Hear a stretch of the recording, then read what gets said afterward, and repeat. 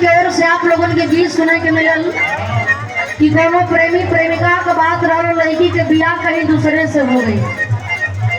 लेकिन जब दोनों एक दिन मिल गईलन, वो प्रेमी अपनी प्रेमिका से पूछत रहल, अच्छा तो एगो बात बड़ा बढ़िया आप कली ना कि जेकरे साथ आप गौले बानी जे खुशी यादो हो, वो हमार पूर्व प्रेमिका मन बना रही भाई, रोल के लिए रही। ये लोग तो कह करके एकदम करेज में निकाल लेते हो, यहाँ सपना आदमी सजावत है कुछ और की फलाने हमार हो, लेकिन फलाने कहाँ चल जाते हो लेकर कोनो गारंटी नहीं हो। देखा ये कलयुग का सबसे बढ़िया प्रकोप आजकल चला था। बिल्कुल बिल्कुल जी, आपकी तो कोई गारंटी नहीं, हम जान चुके हैं। यहाँ हमारे टीम में कुछ ऐसे लोग, आपकी टीम से लेके हमारे टीम ऐसे लोग भरे कि इनकी तो कोई गारंटी नहीं गुरु जी, लेकिन आपकी गारंटी है, आपका कोई जवाब नहीं है। गौर करियन, बड़ा ही सुंदर गीत के संकेत मास्टर के लिए देखे ही कौन दुल्हन अपना सैया के देख के बड़ा जरूरत में कहे लागल कि बियाह भई रहल, बड़ा मीठ मीठ पहली रात में हमरा से बात बतियौला कि रानी तू हमरे आँख पर पुतरी बाड़ो, जबले तोके हम ना देखिला तनको नीक नहीं लागेला, तो ही हमार सब कुछ बाड़ू। लेकिन जैसे जैसे दिन बीता था ना, अच्छा जी जी गुरु जी, दोनों से ज्ञानवे हम ना ले गौर करी हम दुल्ही कहे लागल कि तुहार आदत हमके इतना खराब लगेला, पहली रात में इतना बढ़िया बढ़िया बात केला, दूसर की तीसर की बीतत बीतत तुहार तेवर चेंज हो गई। देखा तानी जब से बियाह करके ले आइल बड़ा, आज 1 रुपया में कुछ खरीद के ना देले बड़ा। दुल्हा का तरन करे हमारा नहीं तू काहे सोझे तीर चलावत करो, पूरा श्रृंगार कर कितना तो खूबसूरत लागत करो, ऐसे काहे कहत करो। दुल्हनिया बता रहल बे, कहे लगल कि ना हो राजा हमार बात सुना, तो हर 1 रुपया हमारे ऊपर लगले ना हो। बता रहे बे मास्टर का कहे,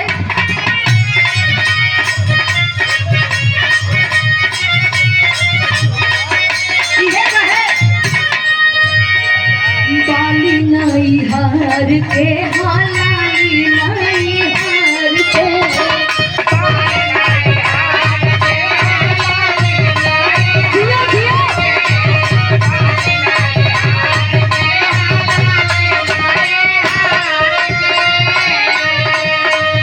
आज लेना सुख जनली राजा तोहरा घर के,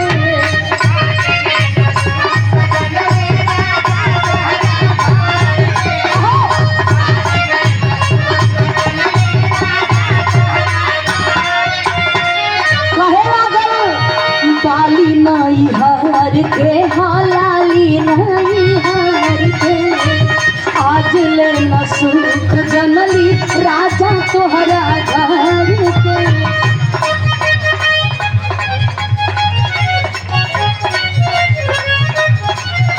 आगरा के ऐतिहासिक धरती से आप वीरेंद्र यादव जी, आपका कोई जवाब नहीं।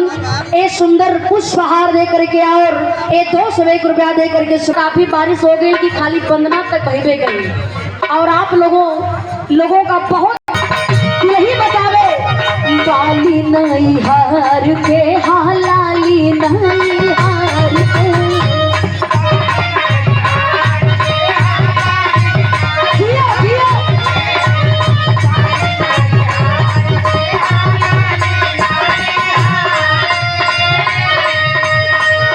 आज लेना सुख जनली राजा तोहरा घर के,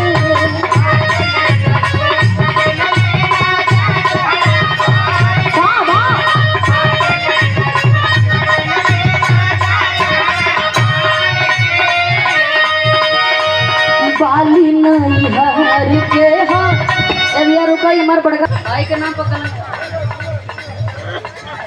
नहीं हर के हलाली नहीं हर के,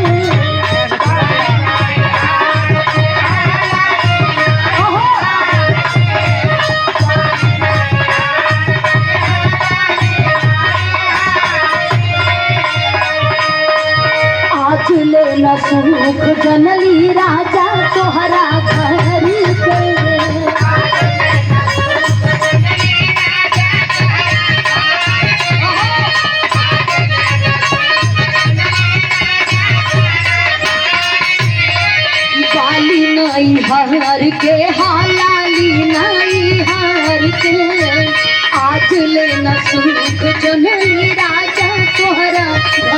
कही के कहे लागल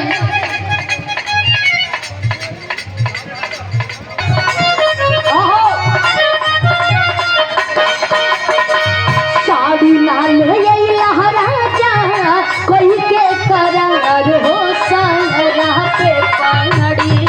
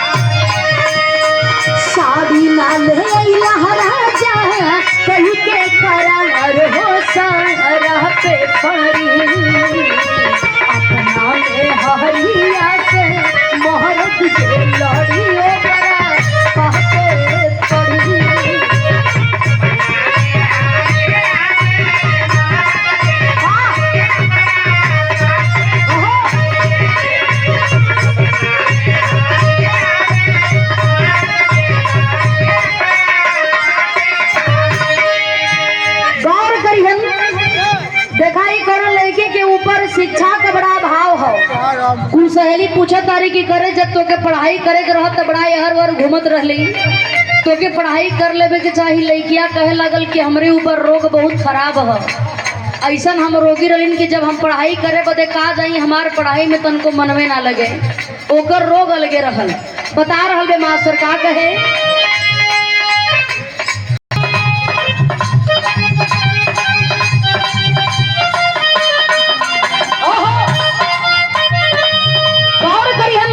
लड़की बता रहल है कि हमार पढ़ाई में नहीं मन लागल काहे गड़ी गड़ी जाए हो गड़ी गड़ी जाए गड़ी गड़ी जाए हो गड़ी गड़ी जाए हवा में कलमिया गड़ी गड़ी जाए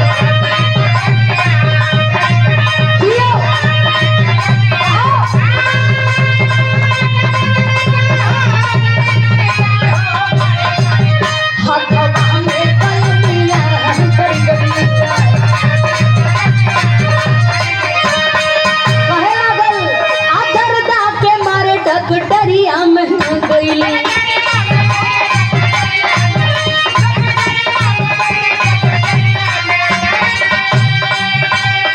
अरे दर्दा के मारे डरिया में गईली डॉक्टर से नजरिया लड़ी लड़ी जाए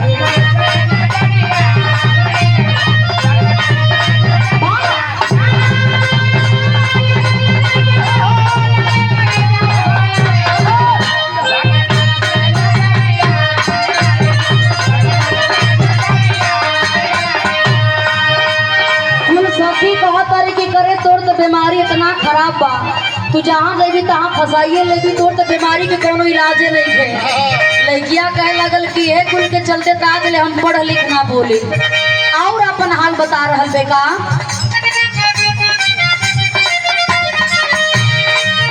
अरे दर्दा के मारे मो सड़किया पे कोई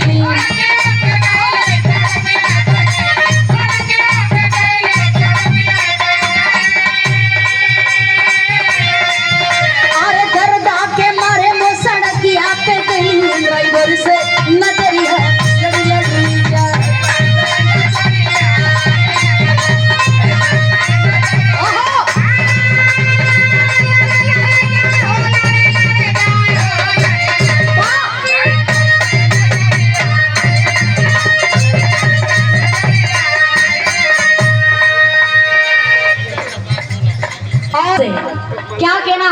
छोटे मुन्ना की ओर से सम्मान किया गया पुष्पहार दे करके और 50 रुपया से सम्मान। मुन्ना को बहुत बहुत आशीर्वाद, भगवान भोलेनाथ की कृपा बनी रहे। क्या कहना, बहुत बहुत धन्यवाद। लड़की आखिरी में एक बात और कहे लागल मास्टर, का कहे लगल कि असली हमारी इलाज हो गई, हमार गति बड़ा बेकार रहा, हम का करी, लेकिन ऐसे बच कर रहे के चाहे। आपन हाल बतावत बेका, अरे दर्द के मारे